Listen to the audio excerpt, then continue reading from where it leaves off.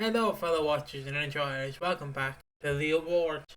What is the awards? Well, it's like the British Soap Awards, except more shit because it's two idiots And this hosting one's it. not been axed this year. Yeah. True. We didn't. Obviously, this is the awards. Now, this might differ for some people because obviously I will be mainly focusing on EastEnders. Ash will probably be mainly focusing on EastEnders. But if there's an award in there like Best Soap of the Year, Ash might go Hollyoaks or something. He might change it up a little bit because he's allowed to do I don't that. even know what I'd fucking choose at this point. Like I will allow him. I will allow him. I will referee allow that. I host the awards. You don't know because this used to be the only time I'd be able to host the awards because it's more interesting from a guy who doesn't like soaps giving it to the guy who likes soaps. Does that make sense? It's more interesting for me to go, okay, what do you think, Ash? Because you probably have a lot more to say. Because I'll just be like, it's good, yeah, good, right. So yeah, this is the awards. Any opening thoughts, mate? Any opening thoughts? No, it's all of the stuff from January 2024, pretty much up until the 2nd of January 2025, as that's when the year officially started, and that's when the 2024 year officially ended, with the New Year's episode still being set. Well, probably not set in 2024, but still, it's still a part of the programming, all the stuff wrapped up.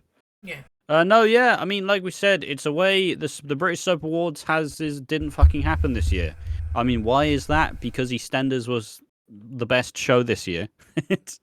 And Emmerdale and Coronation Street have not been in the best place. So therefore, we're stepping in to do the 2024 EastEnders Year-End Awards. Mm-hmm.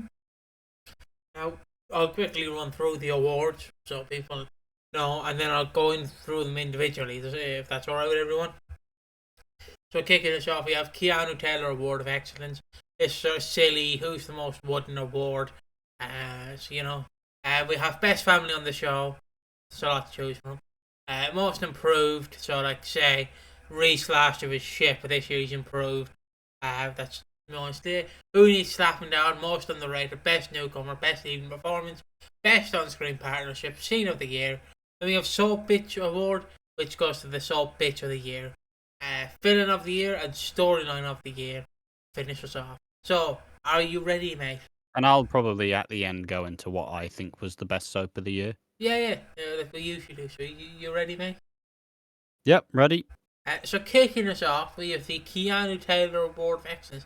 Now I'll first give my opinion, and then I'll head over to Ash.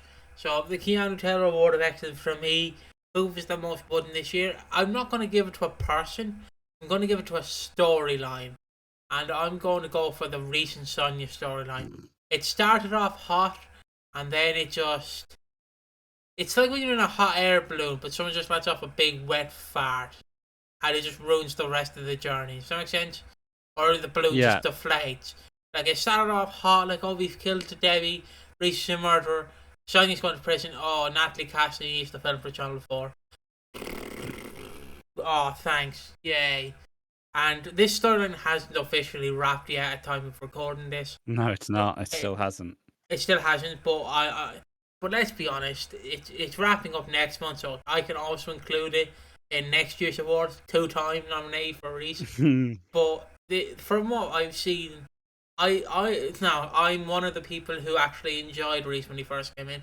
I thought he was good, but the problem is, it's like your mate who was the class clown, but you see him out of school now, but he's still the class clown. It's like, mate, like 10 years on. It's 10 years on. He's an alcoholic. You had prospects, mate. You had prospects. Yeah, he was gonna be like the leader of a football team, and now he's just in Weatherspoons, like taking orders, and it's like, oh, how the why are you looking at me like that? But obviously, yeah, it started off so hot, and then it just petered out, and that's what kind of upset me. Because I would have preferred if it wrapped up near Christmas or at Christmas, because no offense to I forget who plays him, Johnny. I forget what his name is. Freeman. Johnny Freeman. Thank you. I forgot his name. I was going to say Morgan Freeman, then I realised that's a different actor. That's a different actor. I've had a couple of non-alcoholic bummers, lads, leave me alone. But Johnny Freeman is a good actor, but he's been saddled with shit, is the problem. You can't act with shit. But yeah, that's just my opinion. I will lead it over to Ash, but I drink out of my giant Heineken fucking mug. I mean, I think it's I understand. I do think that that's a pretty apt choice, because the Reese stuff was interesting, but at the same time, we never really knew which way we were supposed to take Reese. And his character was really muddied, and it's like, oh, he's a good guy, is he a bad guy? Oh, he's still a bit in the middle. And then he killed Debbie in, I believe it's July. The end of July, he killed her. And we felt every single episode with Reese, Sonia, and Bianca. And I do agree, just the way that it's been so laboured with actors needing breaks, actors not being there, constant just, oh, and this is going to be off screen for about 3 months now. Oh, and it's back on screen for 2 months. Oh, yeah, now it's off screen again. It's like, oh, fucking hell. So as much as I don't like to, we all made the joke, where's Bianca? I don't like that joke so much, but I do understand that it has felt incredibly by the numbers, very stiff. This is where it's gonna end. It's like, okay, how are we getting there? Yeah, we're just gonna delay it more. It's like, oh, fucking hell, all right then.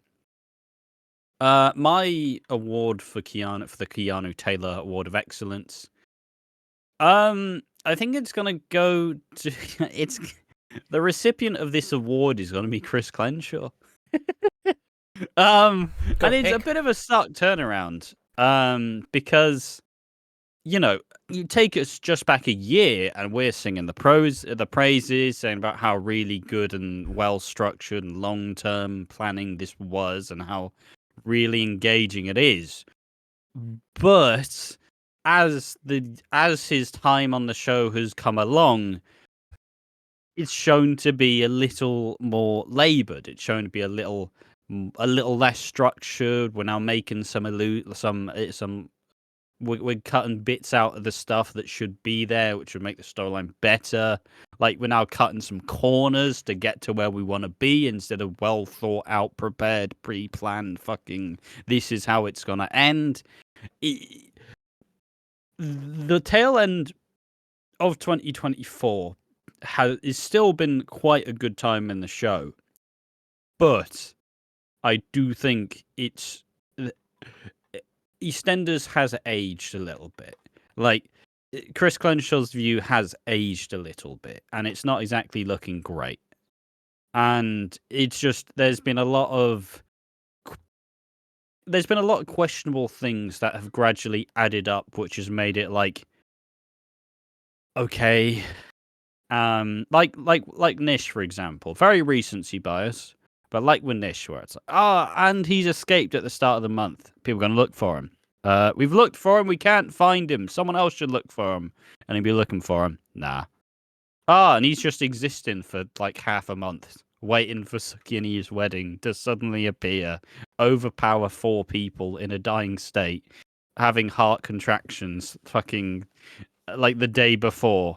Overpower multiple people, getting poison. Like, I don't know. There's just been a lot of discrepancies which aren't exactly like, when viewed in the test of time, it'll probably look a little less glamorous for the tail end of 2024. Yeah, my honest thoughts about that is I personally agree. I was Chris Crenshaw dick sucker, and then it just all went to shit. Like, I Probably get not all of it. But... not all of it, but some of it went to shit. But you can't always make a fantastic painting. Sometimes instead of making the Mona Lisa, you're gonna make Mona Lisa Simpson, and it's gonna be like, okay, fair enough. I get it. Not all your paintings can be hits, and it's the same with TV. Not all your storylines are gonna hit or resonate with people. And yes, there's gonna be some logic flaws in some storylines. Like, how do you get a gun in the UK? I know no one had a gun in the UK, but you know what I mean. I do agree that this he has fallen flat to some extent. He did do great stuff, but like doing a Who attacked Cindy, having Nish escape prison at the start of the month, and then just ah, and then he somehow overpowers Denise. Finney, I understand because it's Finney, and then just yeah, but yeah. So I guess that is both our awards. I've not more to say on Chris Crenshaw. Just yeah, I'd agree with what you were saying, mate. Next up is the best family on the show. Now I'm going to go to Ash for this one first, and then I'll come back. So yeah, Ash. Oh god, I was hoping for some extra time to assess, because I think the two prime candidates for me, and I'm still going to struggle to pick between them, is the United Beals Knight family. Had a lot of very standout year, and well, it's between three. It's between the Beals and the Knights as this combined family. So I think your camera might be out of focus. About the Beale Knight family and their kind of rise to being leading characters in the show.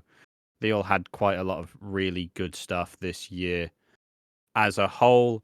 Then you have the Panasars. It's somewhat been the year of the Panasars. Suki and Eve, Nish's last stand, the final arc of him.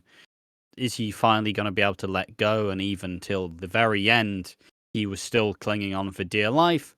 And you finally have the Mitchells, who were re-established with Teddy and Nicola at the helm, with Harry and Barney, re-establishing Billy as a main focal point, while still keeping Phil on the side.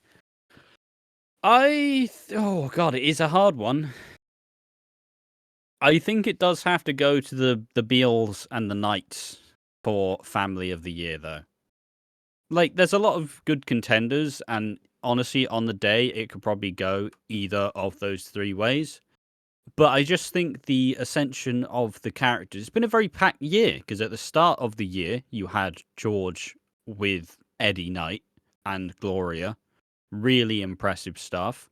Like the episode where George is confronting his dad about the attack, about him killing his biological dad.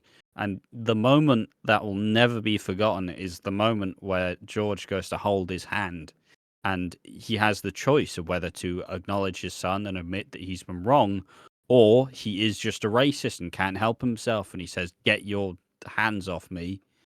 And really powerful moment.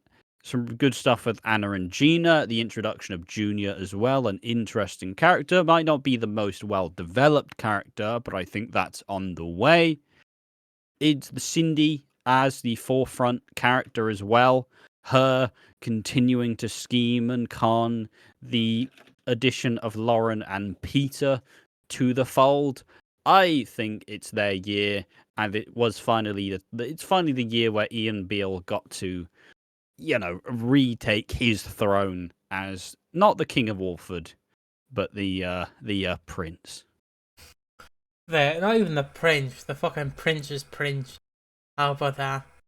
The fool. The fool. No, I'm honestly, I agree with that, but I'll just very quickly, because I'm nearly on the same fence with you.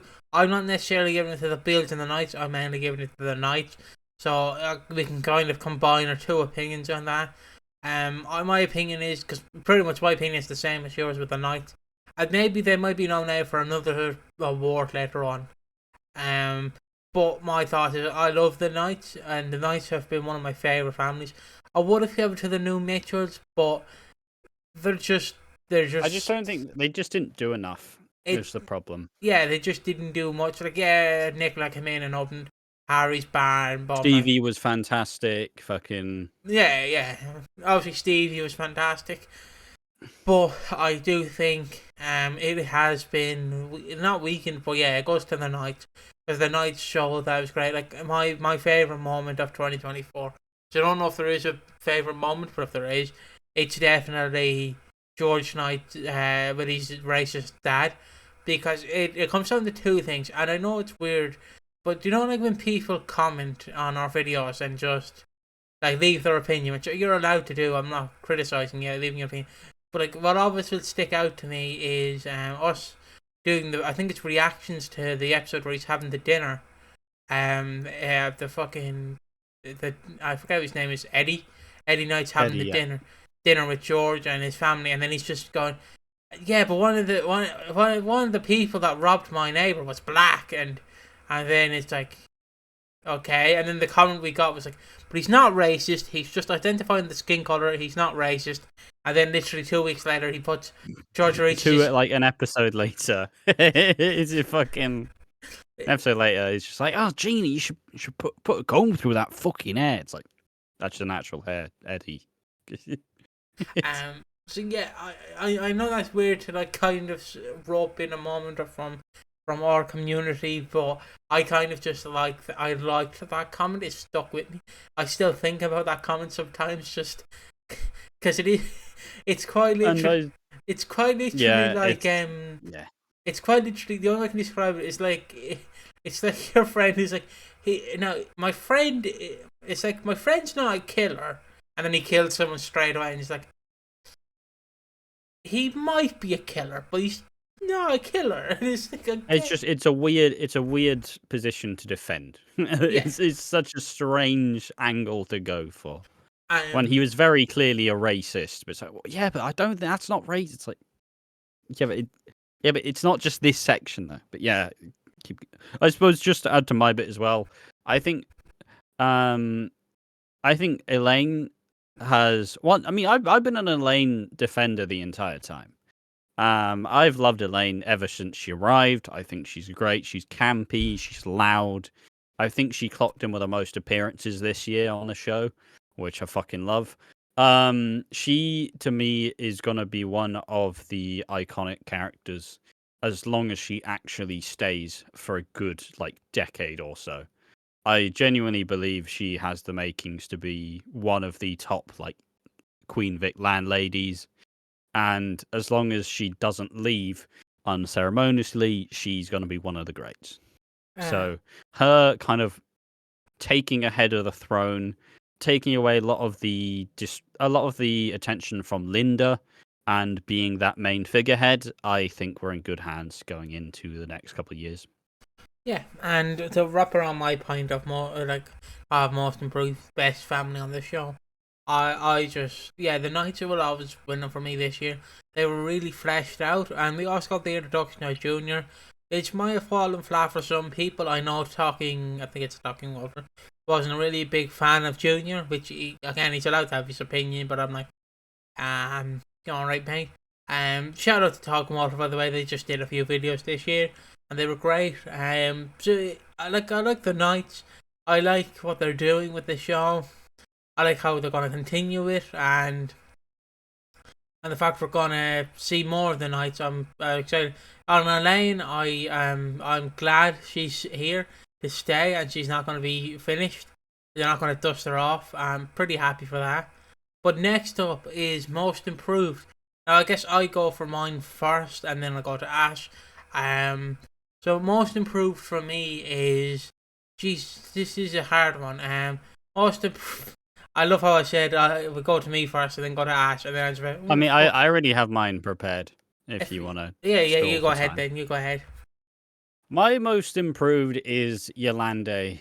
She was a character who was axed because they decided they had nothing for her. But with her returning to be with Patrick and returning to finally settle back into life on the square, she's become a figurehead for the show. She's been that. I always say that she is Walford's Nan, essentially. She is that dot figure, that Pat figure, that older person who's been through it all, seen all the different shit, and will still give the advice and still be there for everyone because she's got good morals and she's got a good heart. She was brought back and was clearly brought back with a purpose, as this year was the year where she had the storyline where she was sexually assaulted by the bastard Clayton. Storyline that weaves both her faith, that she is a heavily religious person, and it involves her faith being pretty much rocked to the core by a man of God, a man of power, a man of status abusing his power and abusing her. And this has been for me. It's the sleeper hit of this year. It was the really, really impactful storyline that, like we said, considering the fucking history of her being axed for them not knowing what to do with the character, it's a massive middle finger to them. And Angela Winter was tremendous this year. And once again, it's about elevating the character, and this character was made so much better, so much more fleshed out. And I am thankful that we got to see this side of Yolande. Oh, Most excuse me. improved 2024. Excuse me. Right. To divulge that, I agree with Yolande is a great pick. For me, it's going to Davinda, but I'll get to Davinda in a minute. I like Yolande. She has improved for me. She's improved the most out of this. I would have went for Pastor Clayton, but he didn't really have much this year. But he might. Didn't. You have to have a baseline to improve. He wasn't really. Was Yeah. he only introduced this year? What did you say? Sorry. I said, wasn't he only introduced this year? He was introduced last year. So yeah, it doesn't really count. But yeah, Yolanda was perfect this year. Her storyline was pretty good, I will say. Her episode with Patrick was one of the best episodes of the year. Where she clearly wants to tell him, but she can't. So she gets Yolanda to tell her, or not Yolanda, she gets Elaine to tell him, and it's a perfect episode. And I do agree that Yolanda is most improved, but for me, like I said earlier, I'm going for Davinda. Davinda has really stepped up from accepting his nan as a lesbian, from accepting Eve as one of her own, to like being very confused of why Suki would want to revow her, what the fuck's it called? Renew her vows. Yeah. I was gonna say renew her vows at her wedding with Nish, and weirdly seducing Nish. Suki weirdly seducing Nish, and just fucking him just being confused, like, what the fuck? I thought you loved Eve, and then she's like, yeah. And him also just helping out his strategy in the end, and then he just realizes he made a bad mistake. I think that was perfect for giving to Davinda. I think he did a perfect job, and I can't. I mean, wait also to see his more. rise with a steroid storyline as well, where it's kind of this really questionable, like, oh, okay, why is this happening? We definitely got to explore the character on a much deeper level than a lot of the other characters. Like, Amy is the only real other character other than Denzel, to an extent, who really got this much time to develop as a character. Yeah.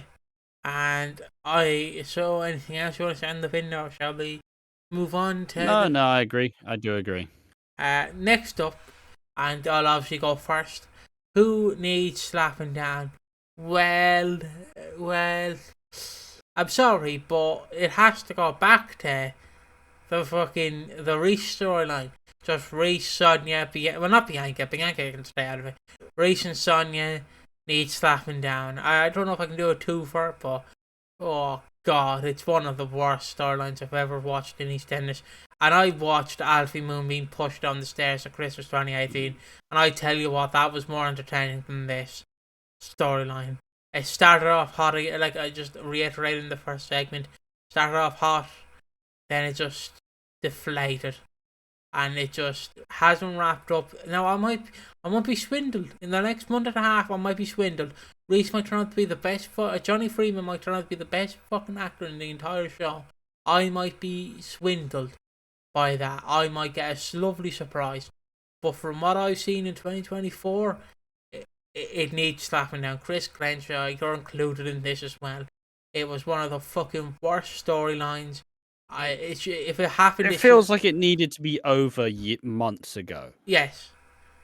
Like it is outstayed its welcome dramatic. You know how oh Jesus, you know in 2023 where the Theo storyline really suddenly wrapped up really quickly. I Yeah. don't think anybody would have complained if this is how Reese's stuff ended, because it's So- like because it's just like guys please, like this is just miserable. And It's not been a good storyline. It's so weird. It's so bizarre. I think what Chris Glenshaw's trying to tell is it's supposed to be a story of a somewhat regular guy, admittedly a bit more anxious than the usual guy, possibly on the spectrum, getting in over his head again and again and being forced to make more and more desperate decisions. Like you could kind of parallel it with Keanu and how Keanu kind of went with how he would just get more and more desperate. But the pieces they're not working. They're not working. Sonia and Reese's marriage or fiance is fucking shit. No one loves Sonia and Reese as a couple. There's no chemistry as a couple. It feels like they both just settled for the fact that they want a child. Reese is not a good villain, but he's being thrust as a big villain. His stuff with Bianca, where it's the constant back and forth. I'm gonna rattle you, Reese. Nah, never mind, lol. Now she's been kidnapped and she's been held up in a fucking abandoned unit for fucking 2 months now. It's just, and we're still not even done. There's still a month and a half left to go. So, yeah, sure, Reese did kill Debbie in this year, but fuck me, was it not worth it? We've not even remotely close to any form of payoff yet. and oh, excuse me. And like I don't mean to, I don't really like being harsh on soaps because I understand in certain situations you kind of have to bend the rules. Like if I don't want to wish ill will, but if let's just say Natalie Cassidy's family member came down with an illness or something, like you can't force her to go to the show and be like, you have to act for 4 months. I know your family member is a bit ill, but who gives a shit? And you can't force them. I know. And I don't mean to be rude. Like obviously Natalie Cassidy got a job offer to film at Channel 4, and you can't really decline that. And you can't really be like no. Well, you do have workers' I rights, suppose but the problem is it's kind of a. go on. And just, I don't want to interrupt too much, but it's kind of like it feels like there's also been a lot of really inconvenient breaks that the actors have all had to take. Where it feels like a lot of these characters are having a break right in the fucking middle of this huge storyline. It's Yeah, like, Keanu's just been murdered and she's gone for 2 months. See ya. It's like, what the fuck? Where the fuck has she gone? Why she? It's an important time for Sharon, man. and yeah, I, the problem is, I might be in the minority here, but Theo and Stacey's storyline wrapped up too quickly in comparison.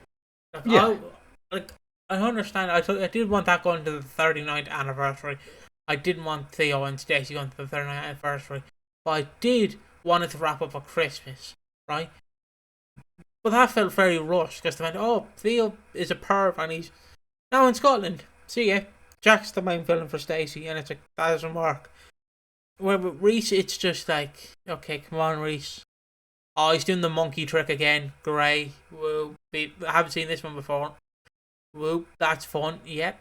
Yeah. Oh, now he's playing the tuba. Yeah. Whoop. Yeah. It's just like, yeah, it's not fun. I just don't like it. I just hate it. And saying it even more is making my brain scramble for words. That it was shit. And I'm gonna give it over to my big man now, Mr. AquaDreams, who needs slapping down for you. Who needs slapping down throughout the year? I mean, I'm just kind of go for this one just because of Cindy.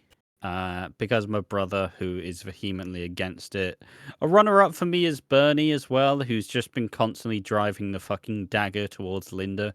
Constantly. Or just any of the characters who have enabled people who are addicts, enabling their addiction. All of those need slapping down. But it could be Cindy in some way, but I also think it's Linda. I also think it's Linda. She may not have done the worst stuff this year. She's definitely only really been harmful to herself and her immediate family. But the descent of Linda from very incredible, and it's a choice. It is a choice. We're grinding her down so she'll inevitably get better and then leave. But the grinding down of Linda from 2023, who in 2023 was really sympathetic and really actually a good character, and then to this year where she is just miserable, insufferable, and it is a really good depiction of living with an addict, but fuck me, it doesn't mean it made it any easier to sit through. So Linda Carter needs slapping down in 2024. Give my thoughts on it. I would agree with that. I don't really disagree with most of your opinions. So I would agree. It's just she has been an absolute mardy cow throughout this year. Obviously I know she was an alcoholic for most of it, but just I didn't like how she winded up Johnny, who Johnny is desperately trying to care for, and then she's just like, yeah, hello little sausage, you get, fuck you. And it's like, Linda, come on, be more reasonable.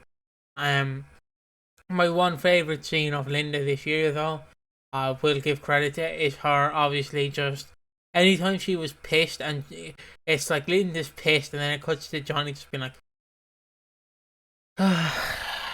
not again.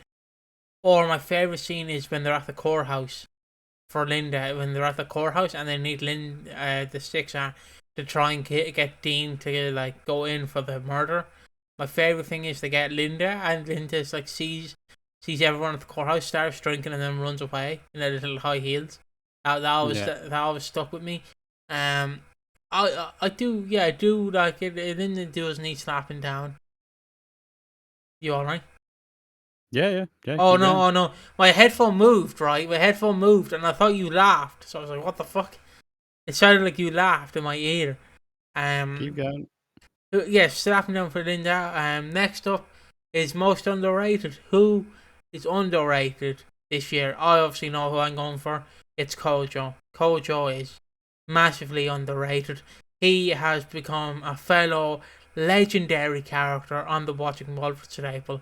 He has the only difference is he is up there with the iconic moments of Watching Walford with the "You Slater women, you never change." Trying to think of more that we have that we just hammer home constantly. We have "You Slater women." We finger in the mouth. We have. Have. Yeah, well, and you. These are all you things. You have some as well. Don't lie. You have some as well, Mister. Yeah, keep going. Yeah. We're on a time crunch. What? I said we're on a time crunch. No, we're not. We're fucking going as long as I want to go. But yeah, Kojo is most underrated for me. I liked Kojo this year. He was very good. I just think he's the best character on the show. Really, he's improved. He's pretty much stayed there. He's a staple, and I think he's going to do more in 2025. Hopefully. Now, is this most underrated or best newcomer? Most underrated. You probably should have just said it for the newcomer, really, mate. But fair enough. Yeah. Well, he's going to get. Well, the spoiler, he is getting best newcomer as well, but still. Most underrated. Who would I give this to? I could be inclined to give it to. Oh Jesus, I don't actually know. I think I'm gonna. That might be a bold choice. I think I'm gonna give it to Penny. She's not had the most bombastic storylines this year, but she's shown who she is as a character much more. Her brief relationship with Harry, her wanting to take down Jack, going from a character who'd just been introduced to having a bit more of an edge. Like a really interesting way they developed Penny over the last year, and has actually made her turn into a somewhat important character. She went to be the most hated. And even when the Walford crush happened, despite it genuinely being Penny's fault, everyone's like, fucking... Despite it being Chelsea's fault, everyone's like, fucking Penny the bitch. Fuck that dickhead. It's like, she's actually really funny, and I really like her. So I think she's been criminally underrated and overhated. So that's who's going to get it for me this year. Yeah, I would agree with Penny. But speaking of Penny, best newcomer, Penny for me. You thought I was going to say Kojo, but that was a trick. I was just remembering about until I reminded you that Penny existed. Yeah. I quickly changed. I changed the gears. It's like when you remember the sausage rolls in the freezer. You're like, oh, I could have pigs and blankets, but sausage rolls are delicious. She was one of the best characters reintroduced this year. She's been fantastic in her role. Has old Penny been in her role? She has had some iconic moments like her and Harry just keep it going. Keeping it up. Her trying to take down Jack. Her giving Jack Penny for her thoughts. Which is pretty good, pretty funny. She's just been there entertaining people, making some jokes, cackling at people. It's just been fun.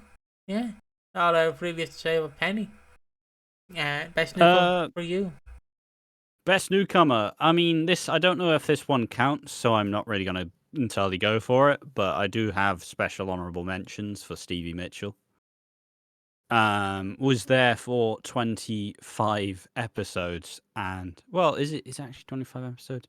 Yeah, it was there for 25 episodes, became a focal point of the new Mitchells. Because he slotted in so perfectly, it managed that he was able to establish this brand new family, which also is probably going to be my main best newcomer, which is probably going to be Teddy. He embodies a younger Mitchell. He embodies everything that Phil somewhat used to be. Probably a bit more of a poser than Phil ever was, but he is a perfect character to guide the next generation of Mitchells, with bringing Barney and Harry, two very distinct, different characters. The addition of Nicola into the fray, getting with Sharon. Had some fantastic lines, had some ridiculously quotable lines, like the time he quoted The Art of War, fucking hell out. The writers have a field day writing shit for Teddy. I think he probably is the best newcomer of this year, and I think he is definitely going to be one for the future. Yeah. Next up is best. Oh, I forgot to switch the camera. Sorry. Best leading performance. So this goes to the best lead of the show. If you couldn't tell. So yeah, best lead. I'll give it to Ash first, and then I'll give my thoughts. Go on, mate. I mean, the best leading performances, or the best leading performance, this is obviously the characters who have had the main share of the storylines as a whole. Billy's not going to get best leading performance, for example. This is a harder one for me because it's first and foremost, it's trying to remember who was actually a key character and a key story. Runner, I think this is Cindy's award as a whole. I think Cindy as a character she was clearly brought back with a plan. And everybody, for some reason, people when they heard that Cindy was coming back were like, "Oh, this is it's gonna be great. I really hope she doesn't cheat on Ian again." And it's like, what? It's like bringing back Dirty Den and saying, "I hope he doesn't fucking cheat on his wife and be a fucking dirty piece of shit." Oh, what do you mean? You want him to be the character then? Oh, fucking hell! Have I got some bad news for you? Unsurprisingly, Cindy did cheat on Ian again with George Knight's son, Junior, continuing the daddy issues in between the both of them. And then you have the return of David and her finally admitting, yes, I've settled for Ian. I'm still in love with George. I'm sleeping with Junior, and I'm sleeping with Junior because he reminds me of George. Gold. And then finally in the Christmas Day episode, when finally faced with all her misdoings, she finally just says to every single person of that family, "Here's why you are fucking shit. I hate you. You are a fucking loser. Get the fuck out of my life, you useless pricks." Absolute gold. It goes to Cindy. This is why she was brought back. Yeah, I would go for Cindy, but you went for Cindy. So I'm actually going to go for the main man himself, best leading performance, Mr. Beale himself, Ian. He had some of my favourite moments this year, like him jumping on the stairs and going, "Hoo!" My favourite, I don't know why it's one of my favourite, but it just is. Him throwing the cot down the stairs to Peter was also funny to me. Him also. Is he necessarily a leading performer though? He's part of one of the biggest storylines of the year. Yeah, but that was 90% of what he did this year. Yeah, but he's part of the leading Like, performance. Cindy was a focal point of the whole fucking show the entire year. Ian just kind of showed up for the last bit, like Phil Mitchell, when he realizes he can act at Christmas. Fine. Do you want me to pick someone else? I'd say so. Okay, I'm going for George Knight then, because Ian Beale was clearly disqualified. George Knight was doing great this year. He had some great moments, like his racist dad Eddie, him in the court trial, saying that Eddie Knight was a horrible monster. Him with his mom, was lovely. Him obviously going back to fighting again, and then his son Junior coming in and stopping him, which also leads to, if he has one more punch, he will die. We also have, sorry, oh lord, there we go. We also have him with his girls. His girls were fun this year, and I liked George. That's it, really. I've not much else to say. You flustered me. So yeah. I don't make the rules. I made the awards. It's gotta follow it. Gotta follow these brief criteria. Well, I guess I could nominate him for this next award, which is Best On-Screen Partnership. Would he be allowed for this award, Ash? That's the real question. Yeah, but who would he be? What would the partnership be? Him with the writers, just in the writers' room, just going, "Oh, fucking that's great." But I guess I can't give it to him. But I will go for. Now I know this country for sure because they only had like about 10 episodes together. But fuck it, I don't care. I'm going for again Eddie Knight and George Knight. I'm going for those two. They're the best on-screen partnership. Like the contrast between having a good son who most of the time does the right thing, and then you have the racist dad who he wants to accept, but he just deep down can't accept, and ultimately doesn't hate him. He hates him, but he wants to accept him as his son, but he just can't because he's an evil dick. And that's what I liked. That's what I liked. Eddie and George's dynamic, because it was just that. It was just, please embrace me, Dad. I don't like you. Oh, thanks. Please embrace me, Dad. Nah. Okay. And that's pretty much it for me. Fair enough. I think my best on-screen partnership, kind of similar in a sense. It really wasn't the most running partnership, but I think it stole every scene it was involved in. My best on-screen partnership is gonna go to Big Mo and Stevie Mitchell. It had it all. It had it all. Fucking hell, Jesus. Guess the Hollyoaks from it started. Fucking my ears. Fucking it started out of nowhere. Regardless, the Stevie and Big Mo relationship was they really unsung beauty.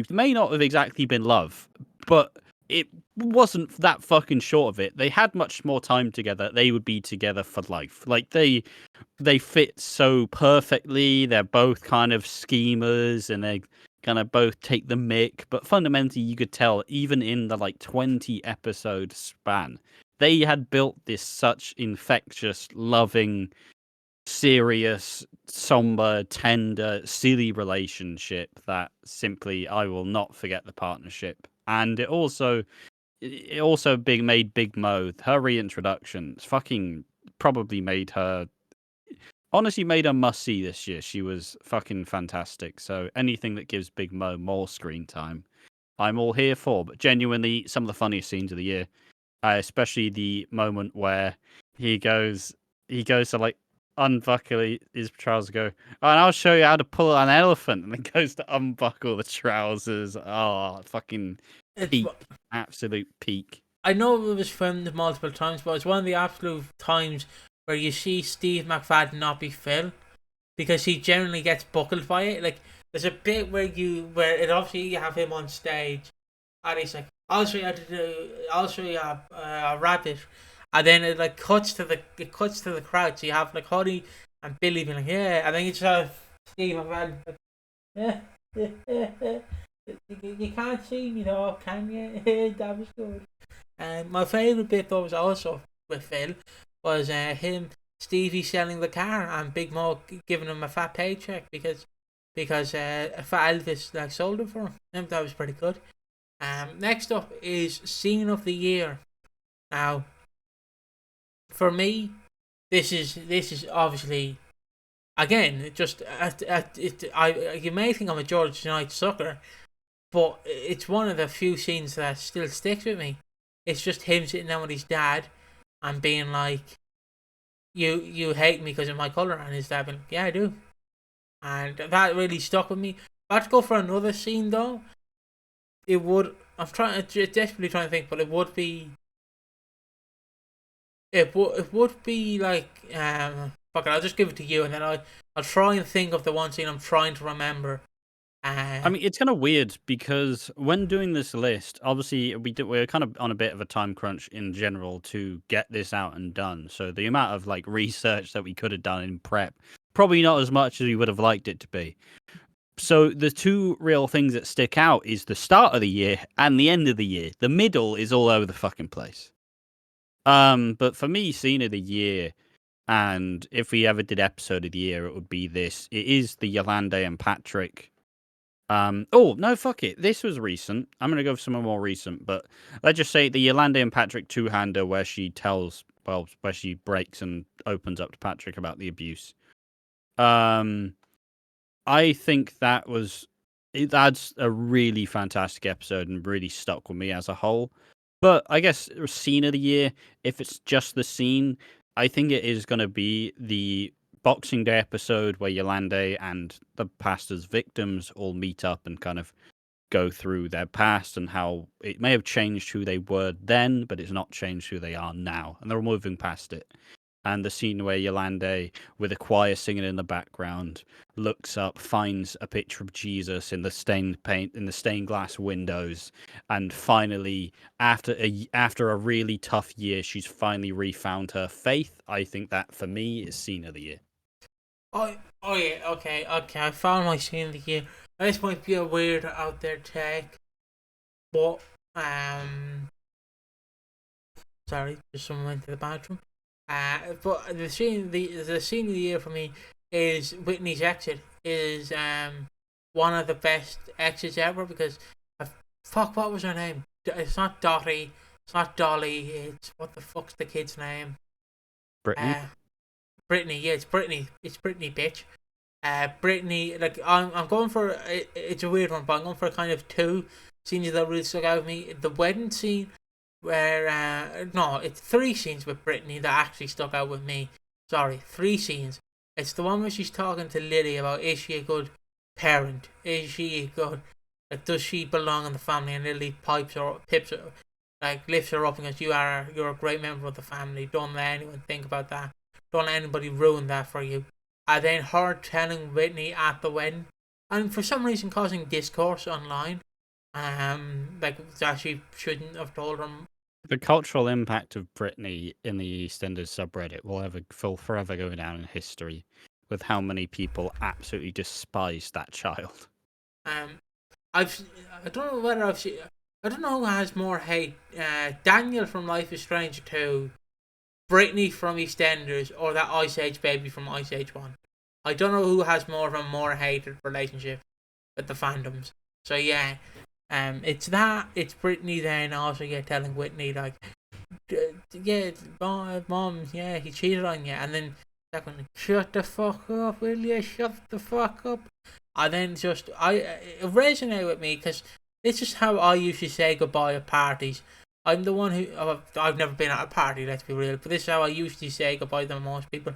An Irish goodbye. She gets on the bus, she starts waving to people, and she just Julie. I think it's Julie's theme that plays, and she just like sits on the bus with Brittany and Dolly, I think it's Dolly, and they just have a lovely send off. And it's also a send off, which is pretty much akin to her introduction back in the day.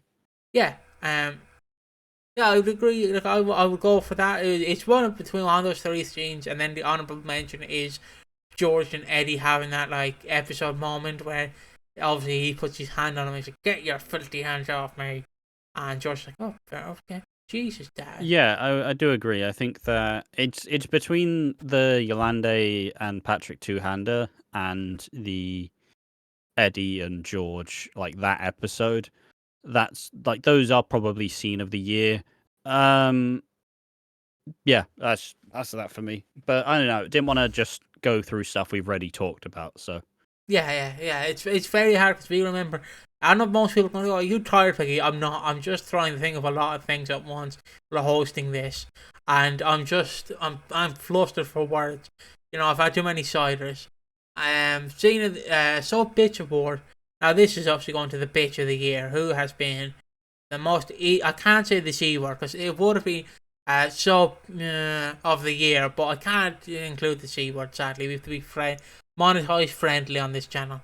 So Soap Bitch Award, it goes to the most evil, dastardly bitch. It can be male, it can be female, it can be an animal, whatever you want it to be. If you want to have it be Casper the Parrot, it can be Casper the Parrot. Up to you. Isn't Jasper? Jasper, not Casper. Yeah, one of the two. But yeah, this can be anyone. Who is Soap Bitch for you, Ash? Jack Browning. He obviously the most open one is Cindy or Nish, but Jack has just been so fucking mardy the entire year. His entire life has fallen apart, but he's just complained relentlessly the entire time. Nothing that's ever gone wrong is his fault. It's always someone else's. Jack Brannon is the most mardy bitch on the show, and he needs to shut the fuck up and stop complaining at everyone. Another one I would possibly angle for this award is Ravi, who anytime anything even just slightly dramatic happens, like he goes to Zach and he's like, "Yeah, what's that? Yo, shut the fuck up, Zach, you prick, fucking prick, hate you, fucking prick." Ravi, you're right now. Shut the fuck up, idiot. We're mates, man. Just fucking talk to me, you fucking ball bag. Grow up. But Jack Browning is the bitch of the year. Not even in like a good way, just in a way of pathetic, petty loser. I would agree with Jack Brannon on that one, but I'm not going for Jack Brannon. There's two that sticks out to me. Well, three, but one of them is just you silly bitch in a way. Not like you are a soap bitch. You're just a silly bitch.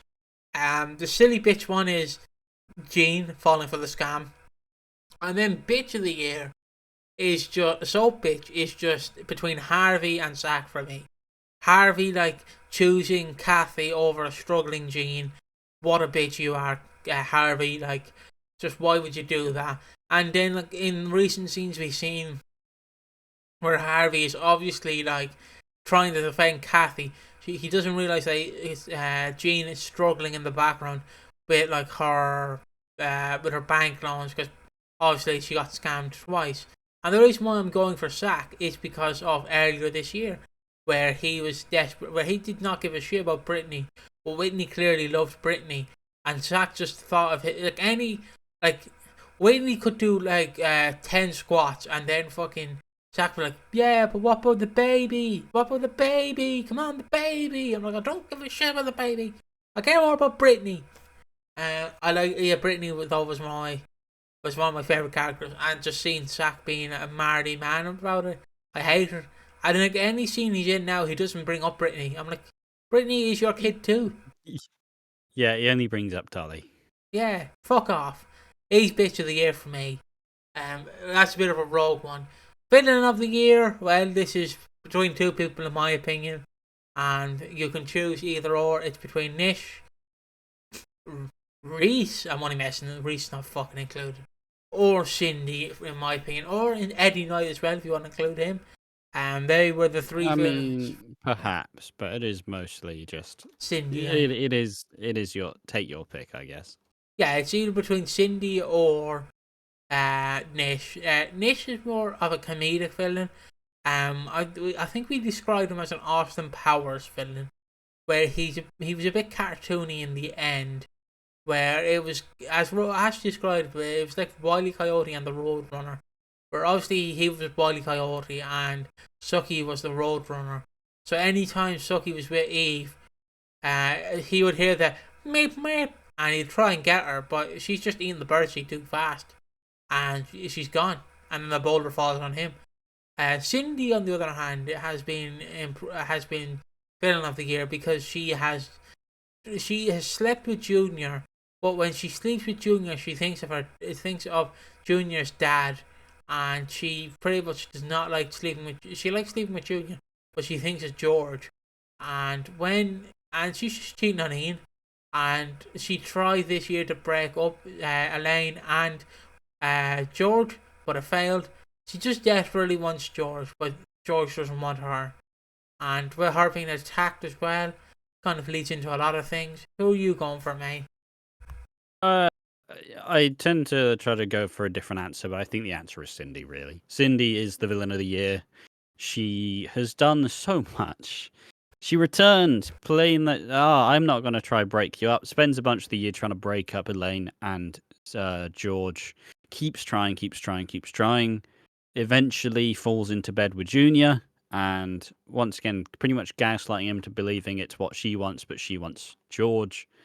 Continues to do that, enables an addict, enables her addiction, which is really fucked up. And just playing people like games, being a terrible mum, constantly choosing herself over her family and her like kids. It's just no doubt.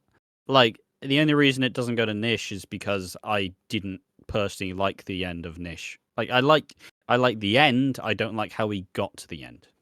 Yeah, and I guess to finish it off, we have storyline of the year, and storyline of the year goes to the best storyline, obviously. This one is another interesting one, because there's a lot of good storylines. Like I know I'm gonna harp on it again, but you obviously have George and Eddie, Whitney, Brittany, and Dolly. The steroid storyline, which you know, you can say what you want about it, but obviously I'm probably going to go for the Orlando storyline because I was a fan of Pastor Clayton before it was a piece of shit. I'm going for that storyline. So I think that was one of the best storylines EastEnders has done in recent years. People might not agree with that, but that's what I'm going for. I just think the storyline was good. I think Yolande did an excellent performance. I think Patrick did a fantastic performance. Runner up, I guess, just to give them some hope, is Suki and Eve, because they finally got their happy ending about 3 years on, and it's like, okay, yeah. So yeah, Yolande for me, but if I had to give honorable mentions, it would go to Eve and Suki. It would go to what's the other one I had? Dolly, Brittany, and Whitney, and George and Eddie, or George and Junior storyline. So yeah, that's mine. Who's yours? Storyline of the year is kind of hard because a lot of the storylines kind of blended in through the year. A lot of this year was about the aftermath of the Six, but with how the Six storyline is now at, do I really give the Six storyline of the year? I honestly don't know. Like it was really, I guess I have to in a sense. It's the most long running. We had a lot of the ramifications. It proved that there would be damage to these long running characters because as much as they may not have been dispatched of, we still had the payoff to Dean's sexual assault of Linda. In the end, 10 years on, she finally got the closure she needed. Dean finally got his comeuppance. We do see the descent of Linda throughout this year, falling back under hard times. Being a struggling alcoholic, which still is very hard to watch. Doesn't mean it's fun to watch, but it still is really good, high quality stuff as well. The kind of the format breaking episode of Linda kind of choosing to drink or choosing to live, and she chose to live. The leveling up of Johnny as a character, the establishment of Elaine's like softer side, the Drew Peacock stuff. I just think the Six stuff this year has been quite impactful, and this can kind of goes into all the storylines anyways, like Nish's involvement still, he's still tangentially involved. I think it has to be the best storyline, but then I don't know, I can't really, it's definitely not Reese, is it? Like, I don't know what else I would choose. It's not The Affair. I like The Affair. Was it great? I don't really think so. I know we're not one for negatives here, but I don't care. Fuck it. I know it's a late inclusion, but we're adding it in. There's one final award after this, but that's mainly for Ash to go through all these stuff she's watched this past year. But I'm putting it in, ref. Worst storyline of the year. Easy, Reese. We're giving you an award to Reese. You're the worst storyline of the year. Take that, you prick. Do you feel worst storyline of the year? I mean, oh god. A part of me wants to kind of go for the weird narrative, where a part of me wants to dump the Lily teen pregnancy. I know that did take place last year, but it's still technically continued. I don't know what I give the worst storyline. Just say Reese. I don't. Yeah, but I don't want to keep harping on with Reese. I think Ben's exit probably it wasn't great. It was very, like, as much as I have complained about the Max Bowden, Ben Mitchell, and the direction, the ending was pretty fucking shit and really anticlimactic for a character who was a very big point of the show for the last 5 years. His exit was very underwhelming and really disappointing overall. And without further ado, I'm going to keep the camera on Ash. We're going to go into Ash's soapbox now, where he's going to give his final thoughts on the year, about 10 minutes about his favourite stuff in storylines with soaps and what he enjoyed about soaps and what soaps need to improve. A mini kind of long fucking video, but a mini one. You know. I'm going to take the angle. So when describing soap of the year, obviously you have to be a fairly unique person to be able to succinctly think about the year, remember everything that's happened. We've just proven it's harder to do than you would imagine. But to think through the whole year and decide what is the best one, what's the one you enjoyed the most. And all these soaps have generally been in a state of flux. I don't think any of the soaps are necessarily on top form. EastEnders may have ended last year as the definitive best soap, but, you know, Hollyoaks going through some changes, Coronation Street going through some changes. Was it enough to take off pedestal? I don't think so. I still think EastEnders is the soap of the year. I still believe it is the most consistent soap product where you can actively get invested in the storylines and not be worried about how it's going to play out. We don't see some of the tendencies that the other soaps do, where, you know, Coronation Street keeps announcing these long-running social issue storylines that, yeah, sure, are maybe going to win you some awards, but are they actually going to keep the viewers intrigued at this point in time? I don't fucking think so. It's a hard one to go through as well, because look, the soaps I watch are EastEnders, Coronation Street, and Hollyoaks. I love all those shows dramatically. I started EastEnders in 2018, kind of watched a lot of the history, started Coronation Street and Hollyoaks in 2019 and then 2020 respectively. I do love these shows and I think they are great, but once again, it's not been the best time of the year. I would genuinely argue that Hollyoaks, up until about the time jump, was probably my soap of the year. It had some tremendous storylines. It had the Frankie and JJ, like, twin sexual abuse storyline. Fucking incredible stuff. If I had to go for best, like, soap actor, it's Isabel Smith in Hollyoaks 100% of the fucking time. She is a genuine talent and probably will be doing better things than soaps in a couple of years' time. Like, it's only a matter of time before she goes on to do bigger and better things. And that was really good. But the issue is that Hollyoaks was given such a shit deal of you need to get rid of like 20 members of your cast and a shit ton of your crew.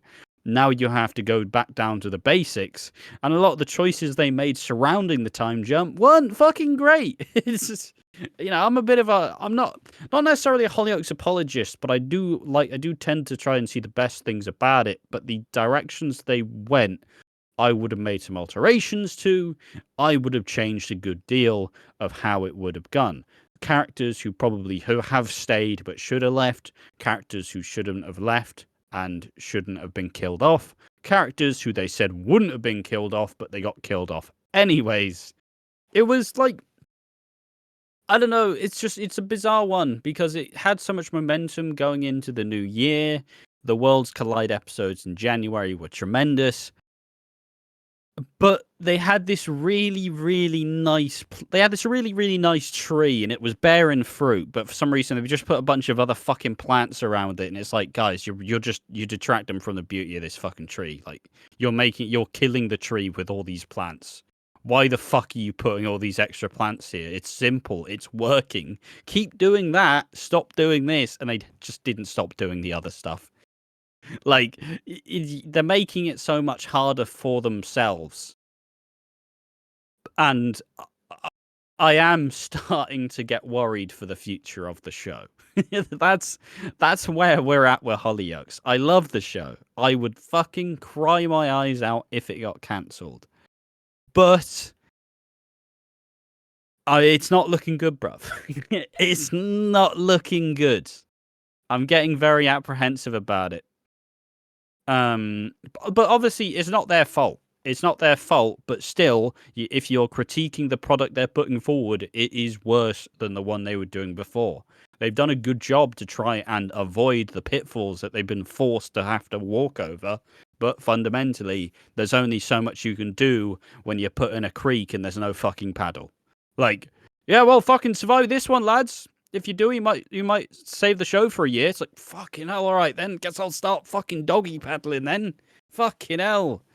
It's just, they were put in immensely strenuous circumstances, and I think they've done fundamentally a good job, but I do think that they... when you go through something really surprising and you're kind of... You get all that adrenaline. You're going off the adrenaline, like, oh shit, yeah, this is working, yeah. But like, you never actually get that time to breathe. I don't think the writers have been able to give Hollyoaks that time to breathe and that time to go, okay, you know how you've been buying 4 Big Macs a day and eating them all at 1 a.m? Maybe we don't need to do that every single day. Maybe just do it like once a week or some shit, Like, just calm the fuck down. Stop fucking... You don't need to do all these things now. Just slow it down, let it breathe more. But I think it's in a good place. Dodger's going to return soon. It is generally heading in the right direction. It's just now with one of the most prominent storylines likely ending. Now you have to put up something of somewhat similar quality in order to allow it to propel it forward. Rather than having that really good storyline and then feeding the next storyline. Like, oh, fucking hell, you've been eating this, like, beautiful, like, fucking 200 quid steak. It's great. Oh, it's rich. A bit of blood in there adds to the flavour. And now we have this 5 quid steak that we got out of the microwave. How do you think of that? And you're like, I don't know, that's just a bit fucking shit in comparison to what I've been eating. Can I not get more of that? Yeah, well, no, we didn't have the time for that. Great. I don't have any opinions on this because it's obviously Ash's time to showcase himself. Usually, well, he does it all the time, but still. I see a time jump for me never really works because unless you what's the word I'm looking for? Unless I don't really know a show that did a time jump and it kind of worked. If that makes sense. Like I'm all for changing up the product. I understand. I feel bad for Hollyoaks. Like, they're trying to improve, but Channel 4 is literally... They're trying to walk into the kitchen, but Channel 4 is putting out bear traps. And every time they walk into the kitchen, they get stepped on a bear trap. Like, it's just like, what are you doing, Channel 4? But it's just gonna be like interesting to see where Hollyoaks is in the next 5 years, if it is alive, if it's dead. It probably will be alive for the foreseeable future, but like Ash always says, I would like to believe so. It's not looking good, bruv. But that's been the awards. So it's just to finally, I've not even talked about Coronation Street. Go on then, go on. And just finally to wrap through Coronation Street. At the start of the year, I was pretty much out on the show, and I did take a pretty decent chunk of break, just not watching it because I wasn't really a big fan of it.